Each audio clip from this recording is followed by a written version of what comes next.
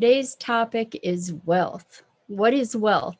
We get to explore this and the different aspects of wealth so that we can really experience the abundance that we have in our lives. But before we get started, let's just take a minute or two to settle in and get present.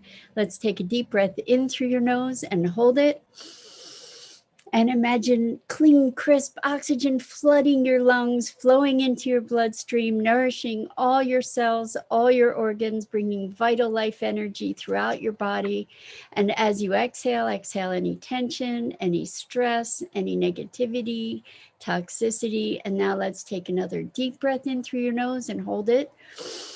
This time, imagine brilliant bright light lighting you up from the inside out, electrifying and energizing all your molecules, all your electrons, all your cells, lighting you up and illuminating and energizing. And as you exhale, exhale any remaining stress, fatigue, tension, negativity. And now let's just gently press our palms together and really softly, lightly rub your fingers against your palms and feel the sensation that delicious tingling, tickling feeling of the texture of your palms beneath your fingertips, and bring yourselves present right here, right now. Welcome, welcome. So it's another new week, and we're talking about wealth today. And so many of us, when we think about wealth, we think about it in terms of dollars and cents. And I play cryptocurrencies. I invest in cryptocurrencies, and the market has been going crazy.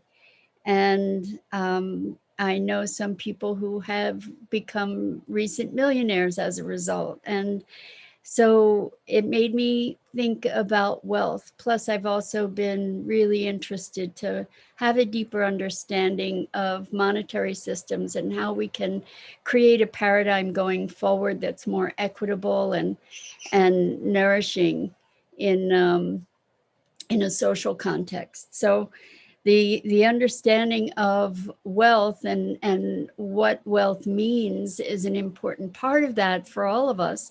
And it in a book that I'm reading called Creating Wealth, which is about local currencies, it talks about multiple aspects of wealth. Of course, there's the monetary piece.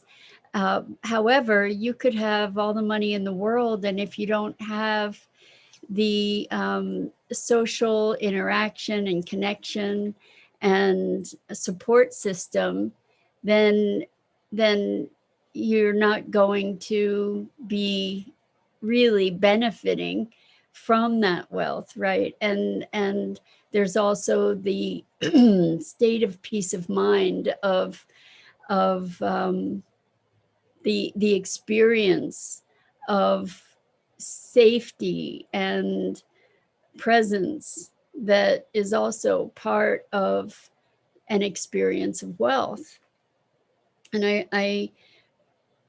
it brought me to thinking about whether there is a certain dollar amount. Good afternoon, Pat. Wonderful to have you here. It's morning where I am. I'm in Pennsylvania, and I'm guessing you might be in Europe somewhere. It's wonderful to have you here with us. We're talking about wealth. So is there a certain dollar amount that you attribute to the definition of wealth? Like how much money makes you wealthy? Yeah, or how much money qualifies as material wealth? Good morning, Rosalind. Monday Musings with Mira and Maggie. I'm going to have to get you as a copywriter, Rosalind. Thank you. So for those of you who haven't met her before, this is Maggie, and she steals the show pretty routinely. So wealth, what is wealth? Is $1 million wealthy? If you had $1 million, does that make you wealthy? If you had $100,000, does that make you wealthy? If you had $5 million or $10 million, like how much money qualifies as wealth? Is it a fixed amount? Is it an ongoing income? Oh, I love this, Rosalind. Exactly. What a great point. Are we talking about wealth if you're living in California, right? Because if you're living in California, then and actually in some places in Florida, you know, what is wealth? So maybe a starter home is at least $500,000 or more. So is wealth ongoing income? Is wealth a fixed number? Hi, Irma, welcome, welcome. So I think it's really, really interesting to be thinking about what qualifies as wealthy. Like, I'll be wealthy when this happens. And I wonder if it's possible to presence ourselves to the wealth that we have wherever we are at this moment in time in our lives, that the monetary piece is only part of it. Hello, Robert, welcome. So good to have you back with us. So when we have our needs met, hello, Hope. Good afternoon. Great to have you here. When we have our needs met, that is a definition of wealth that we could choose to adopt when we have our needs met. And then we might say, okay, well, what are my needs? You know, is wealth beyond fulfilling my needs and moving into fulfilling my desires? So some people define wealth as being able to do whatever you want whenever you want, and that to have enough money to facilitate all your desires. And I wonder if we can also reframe that to a place where we can consider wealth the abundance that we have. You know, if we can recognize our wealth of connection with others, our wealth of safety, our wealth of having our fundamental needs met. Most of us, thankfully, are blessed with enough to eat and food, water, shelter. And that in itself is wealth. And it's all relative, is what. Hello, Susan, welcome. Thanks for joining us. Great to have you here. When we look at wealth, it can become a relative conversation. So relative to you, perhaps I have less money, and I might say, well, then you're more wealthy than I am. Perhaps in relation to me, you have richer relationships, so you might say that you are wealthier than I. There's social capital, there's emotional capital, there's natural capital in terms of what our environment provides to us. Some of us may be in a concrete jungle, and therefore we have a paucity of access to nature. And so where, you know, how are we qualifying and quantifying wealth? And I invite you to consider all the blessings that we have. What we tend to do in thinking about this whole idea of wealth is think about what we don't have and what we're lacking rather than what we do have. And Susan says, blessed. Indeed, indeed. What I'm really getting at here is finding gratitude and appreciation for our blessings, counting our blessings, so to speak. In other words, to let our blessings count as wealth.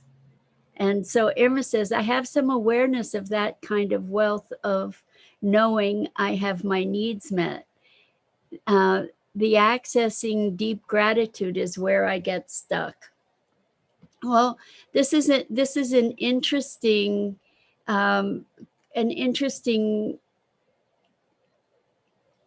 point, Irma, because accessing deep gratitude, I think it's a matter of talking ourselves into understanding this deep appreciation for like the basic things like, oh my gosh, I can breathe.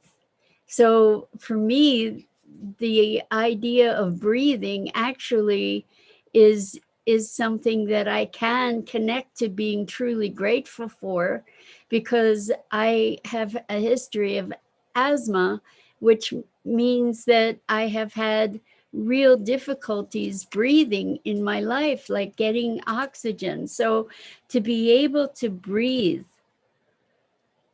to really fill my lungs, is a gift that I can feel grateful for when I allow myself to presence myself to it.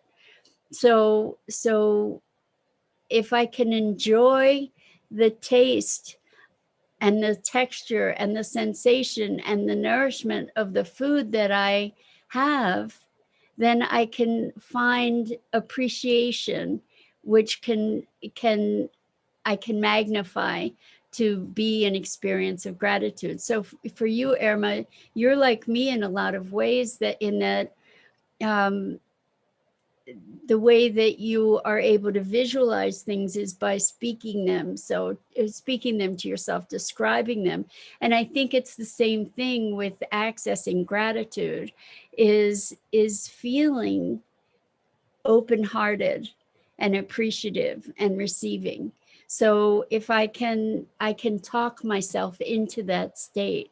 I can talk about how, how blessed I am to have all the wonderful blessings of life, and that can move into the experience of the gratitude. And Christina says, so thankfully my needs are met. I have a home with heat, food, and water. So the thing is that when we get past taking these things for granted, like assuming, of course I have a home and food and water. One of the ways that we can appreciate our blessings is to imagine what it would be without them. And so Christina says, and I was about to invest thousands into something that would have been a dead end. Instead, recognize some painful red flags before it happened. I am grateful. Wow, Christina, that's awesome that you recognized it before you took that plunge. I have invested and lost money in many things in the past, and the opportunity to recognize a dead end before you leap is a wonderful gift. So congratulations for that. And Rosalind said, we have wealth when we have enough for ourselves and can share abundance with others. And actually, Rosalind, that brings to mind a survey, like a study that was done around generosity.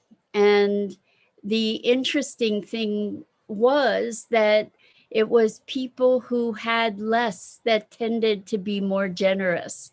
Cultures where there was less abundance where people shared more readily, communities where there was less financial wealth, where people supported one another. So the social capital in these communities was much richer, much more abundant than in wealthy communities where people tended to isolate themselves more as they accumulated greater wealth. So that's pretty interesting, I think.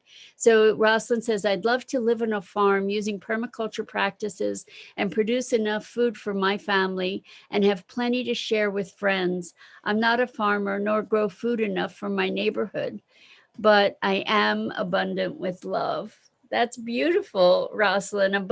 Being abundant with love is the foundation for all of it, I think. And when you talk about being on a farm, I love the vision of living in a community of people that all have their independent properties, but also where there is a lot of community activity, where there's maybe a collective farm that people can be part of, or where people share and trade bounty from their gardens, or where there's a greater community connection and interest. And so a friend of mine, Dirk Christoph, is pioneering something called the Paradise Syndicate, and it is a vision of a positive impact culture, where rather than minimizing our negative impact on the world, we generate a positive impact through our activities. And part of this is an intentional community or collective of individuals with their properties and a collective interest in maybe a farm or gardens, or it's under development. If you're interested, go check out the Paradise Syndicate on Facebook, and you can get involved. It's a beautiful vision, and it goes into positive impact business and positive impact lifestyle and agriculture, architecture, etc. So Irma says, I guess that appreciation I get to train myself by repetition till I get to real gratitude and enjoyment of my blessings. I think that it is a practice, Irma, and I think it's something that we can deepen as we just, like, if we presence ourselves, for instance, to a meal or even a snack. Let's say I'm having an orange, and I can presence myself to appreciation for that orange by enjoying it sensually through my senses. So I can presence myself to the texture of it. I can smell it. I can peel it and observe the different colors and textures. And when I peel it, I can smell it. I can taste it, and enjoy all of the different sensual experiences of this thing, which then creates this deeper experience and can move into really easily from that presence, can really move into appreciating and enjoying all of those aspects. So that is, I prefer appreciation to gratitude. Gratitude somehow feels subservient, whereas appreciation feels like a give and take somehow, or like an exchange. And the exchange is presencing myself somehow to the wonder and abundance and appreciation. There's, for me, I don't know if you feel that subtle difference between gratitude and appreciation, but for me, appreciation is an engagement, a direct engagement. Gratitude is somehow being separate from the thing I'm grateful for, in my mind. And that could be just totally a semantic argument or conversation. So Irma says, I will start a gratitude mantra. And maybe, that I think that's a great thing to do, finding gratitude or appreciation, whatever works best for you, for the simplest and easiest of things. And in that way, we can magnify our experience of wealth. In other words, our experience of abundance.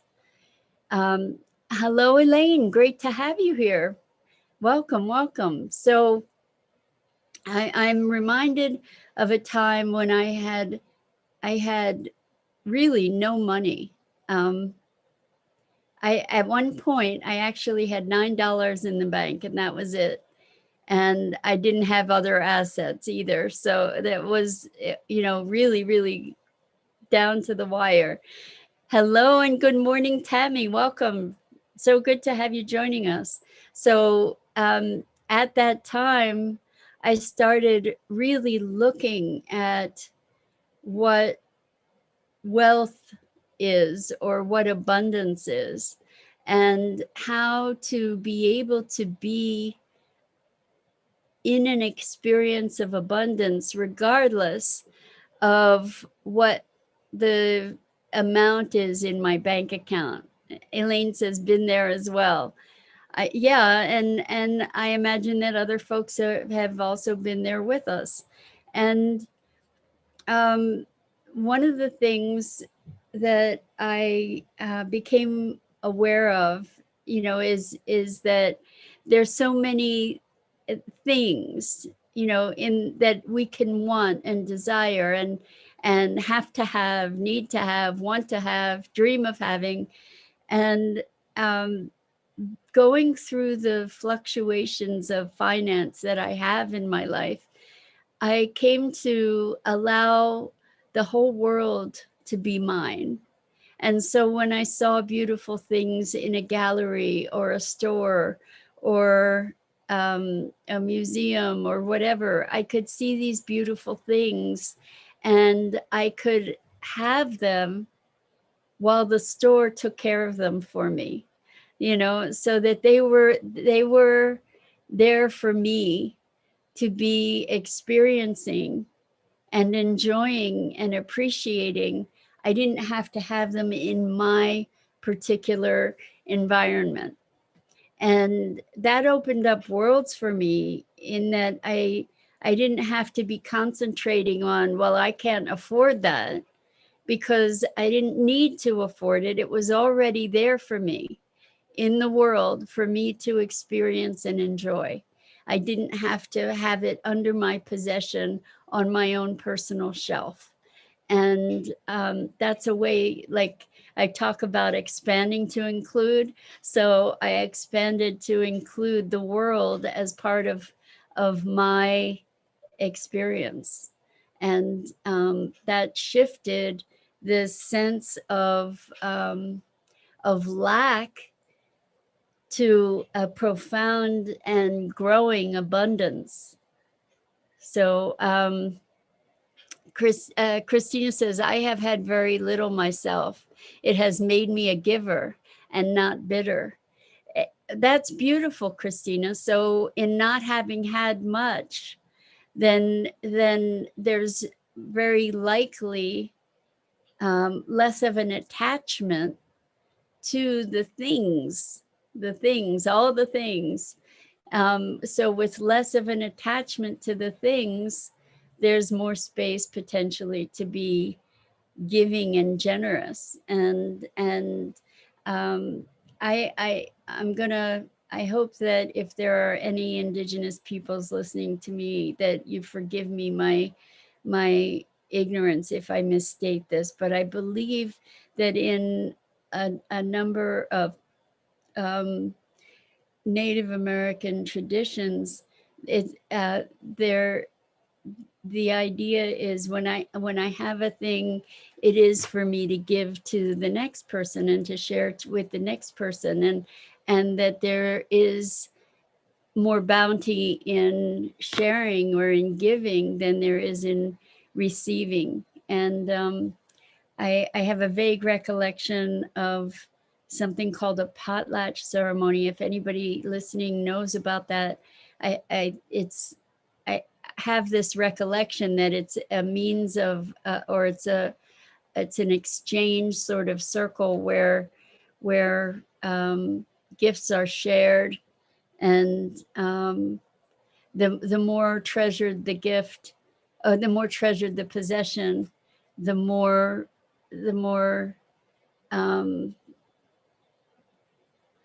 important it is, or the more gratitude I have for the ability to give it. The more I treasure something, the more meaningful it is that I give that gift. So please forgive me if I've misrepresented that. Now I've got to go look it up and learn a bit more about it. But it's a whole different relationship with things. And so Tammy says, me too. You really find out what matters when you don't have lots of stuff or lots of money to be spending on lots of stuff. For sure, for sure. And Irma says, wow, that's beautiful. Robert says, I have found out that the more you return to simplicity, you realize that you don't need many of the material things in life. That helps in being more giving too. Beautifully stated, Robert, that as we become more connected, when we return to simplicity, as we simplify our lives and our surroundings, I think that this whole movement toward decluttering and moving toward more minimalistic ideas of things, that we get a shifting of values. We get to recognize that all the stuff is just stuff, and it means a whole lot less. And as it means a whole lot less, we become less attached. As we become less attached, we experience a greater sense of freedom. And therefore, there's a flow of things. So things come in and things go out. The giving and the receiving and the giving. That's where wealth resides. I think the ultimate in wealth, rather than in accumulation necessarily. Now, certainly with more money, there's more capacity to donate to different or support different organizations, but we can do we can support things in a variety of different ways. And in this age of social media and digital identity, we have a much greater capacity to influence in the world than in the past. And we're all, I'm sure, familiar with the statement of money is power. The thing is that money is not the only vehicle to power. And it is possible in this day and age to collectively and even individually wield certain social power that can initiate change. And look at oh my gosh, I just forgot her name. I'm so embarrassed. Oh, help me out here. Who is the remarkable Swedish young person who her name keeps coming just almost fully to consciousness, who has started a global movement of kids protesting around climate change. Greta Thunberg, that's her name. And look at the influence that this one person is wielding in the world to wake people up to our situation and to influence and create change. So Robert says, I experienced this with crystals.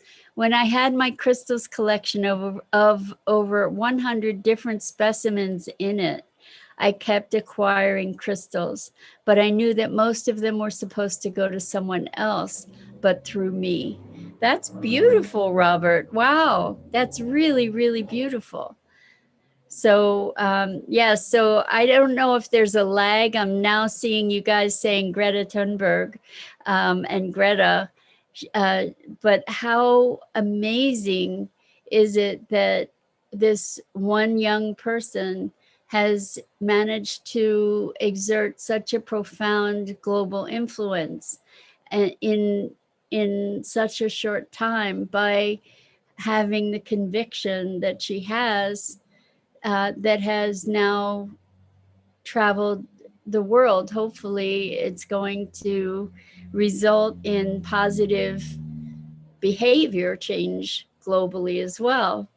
So Rosalind says, so if wealth is synonymous with appreciation, then what is the value we get from being appreciated? Ooh, I love it. That's it. So I don't know if I would make wealth synonymous with appreciation. I think the experience of wealth might be synonymous with appreciation.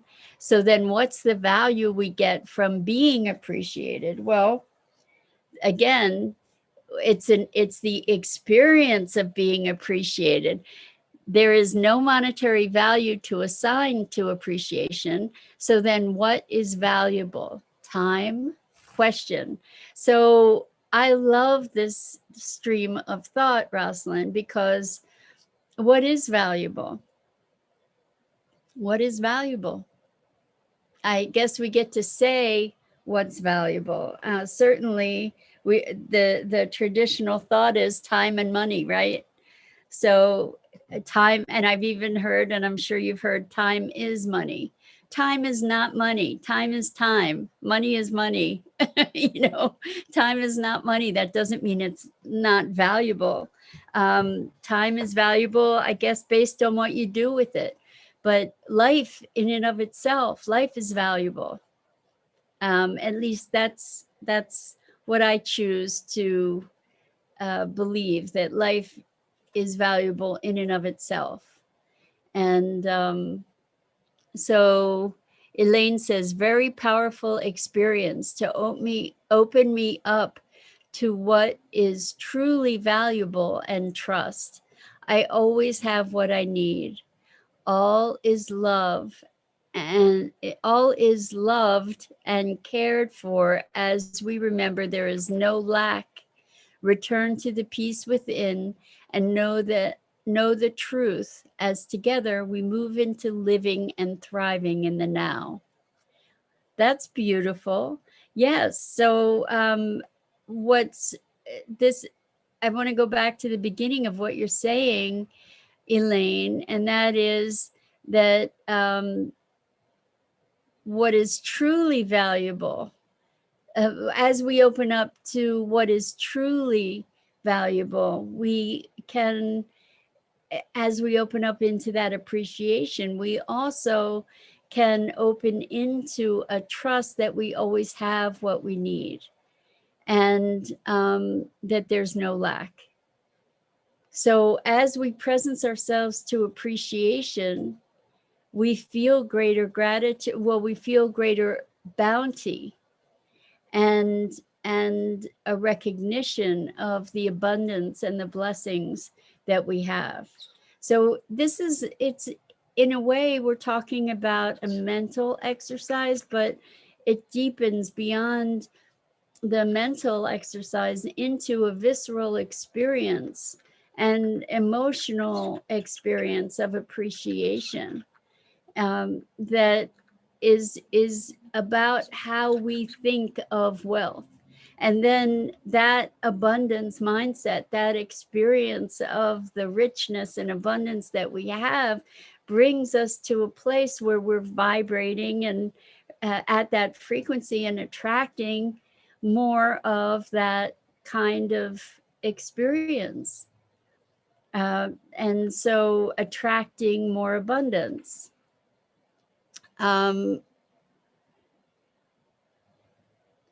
Elaine says, Robert says, time is relative. Indeed, it is. As is wealth, right? We were just saying time and wealth are relative, for sure. Elaine says, living a simplistic life has taught me what is truly valuable to me in a deep sense of gratitude for being at peace, learning to live in harmony with all, and all are blessed from the inside out. I love that you said all are blessed from the inside out, because that's how we experience our blessings, is by the perspective that we take on those blessings and on our experience. It all goes from the inside out. Our whole experience of life is from the inside out, and we get to determine whether we are in abundance and bounty, or if we are experiencing poverty of spirit, of finance, etc. And particularly if we are blessed to have enough to eat and shelter and home, and to remember that that is not a given, that not everybody has those blessings. And so Robert says, if time equals money, and for each second we have $1, then we have $86,400 to spend daily. I say spend it wisely. I'm just going to challenge the time equals money thing, because to me, time equals life. I don't believe that life equals money. I've mentioned this before, and that is in another book that I'm reading called Slow Money. They talk about money theism as a religion, and they also mention money as a religion in the book Creating Wealth. And we have kind of elevated money to a religion, at least in this country, where everything equates to money. Life equates to money, time equates to money, happiness equates to money, et cetera, et cetera, et cetera. And I think I would prefer to be well, I just, that's not my religion, money theism. And I'm guessing that for most of you who are here today, it's not your religion either. I just think it's important for us to notice the places that we take certain assumptions for granted, like these sayings, time equals money, for instance. So Rosalind says, Maggie looks calm. She's just hanging out, not so much of a busy bee this morning. Yeah, she went and ate a bunch of my night blooming cereus plant. I wonder if that has a calming effect on her. I'm not really sure. Hi, Maggie. Yeah, you're mellow today, right? Pretty mellow. So So yeah, Robert, these underlying assumptions, I mean, I love the calculation, but at the same time, um, I think we get to challenge some of our ideas that go kind of pass by unexamined, like money makes the world go round, and no, the world goes round and round whether there's money or not. you know, um, Money equals power, etc. All kinds of things like that. So we get to be more cognizant about um, how we perceive wealth, how we revere wealth. So the thing about wealth is there's a tendency to believe that wealthier people somehow are smarter, perhaps, or their opinion matters more, or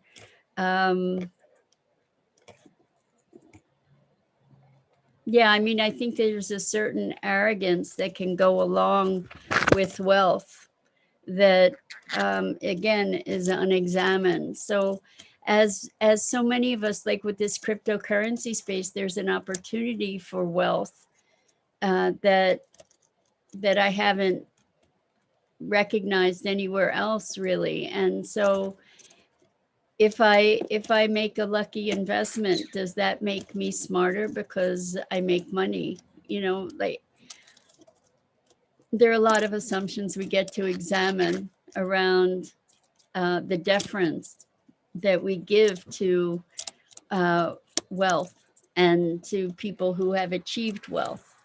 So this is one of her favorite toys. Anyway, so Robert says, true, I wish we lived in a world with no money.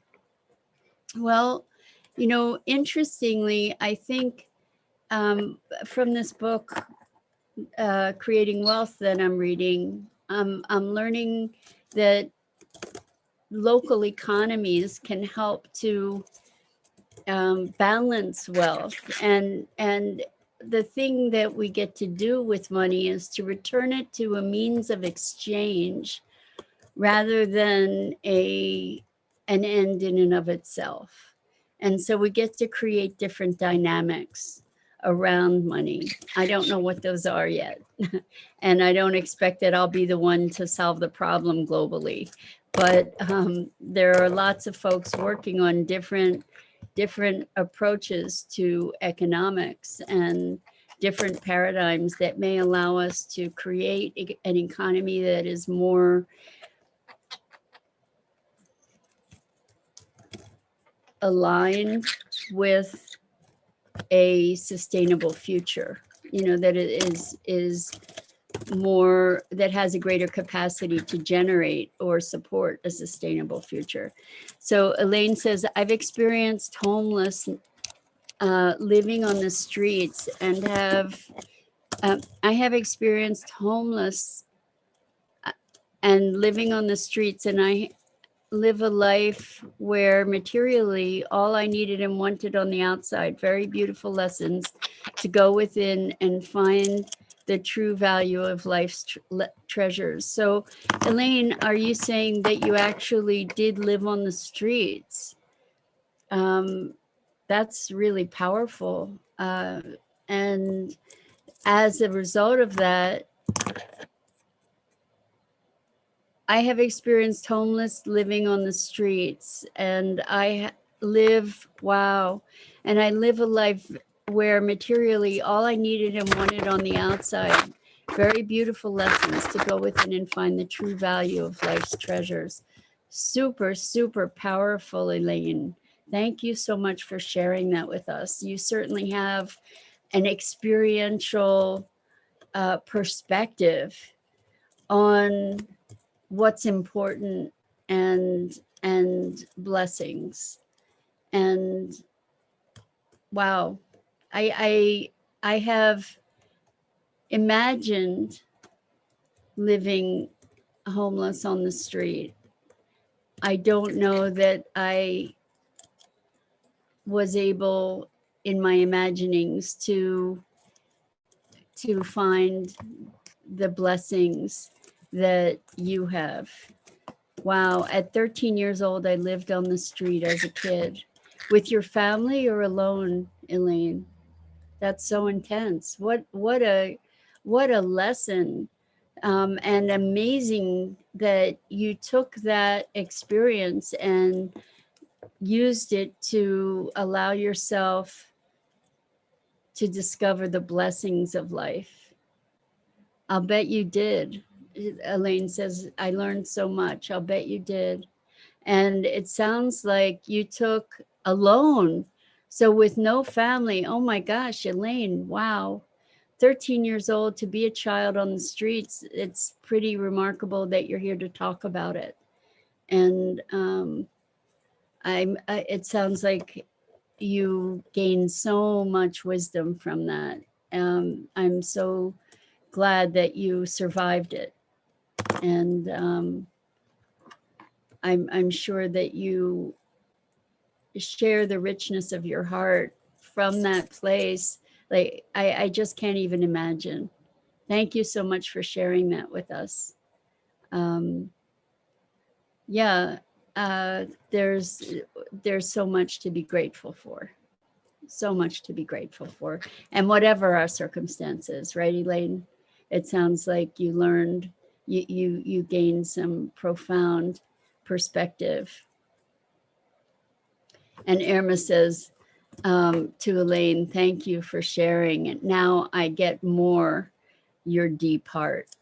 Absolutely.